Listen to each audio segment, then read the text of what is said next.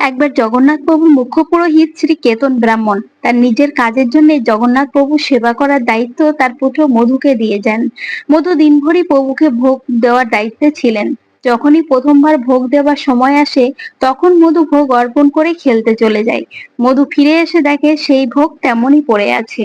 তখন মধু জগন্নাথ প্রভুকে জিজ্ঞাসা করেন, আপনি ভোগ খাননি কেন?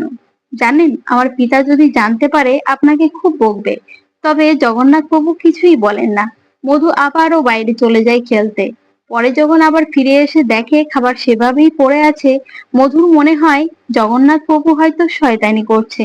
তখন মধু হাতে লাঠি নিয়ে প্রভুকে শেষবারের মতো ভোজন করে নিতে বলেন। তখন জগন্নাথ প্রভু প্রকট হন আর মধুকে না মারার মিনতি করতে থাকেন। আর তখন খুব দ্রুত খাবারটা গ্রহণ করে নেয়। পরে যখন সেই এঁটো থালাটা তার পিতাকে দেখান, তখন তার পিতা এটা বলেই মধুকে বকতে থাকেন যে মূর্তি আবার কখনো খাবার খায় নাকি। তখন তার এটা ভেবেই চোখে জল চলে আসে যে কেউ বিশ্বাসই করেনি যে তার প্রভু খাবার খেতে পারেন।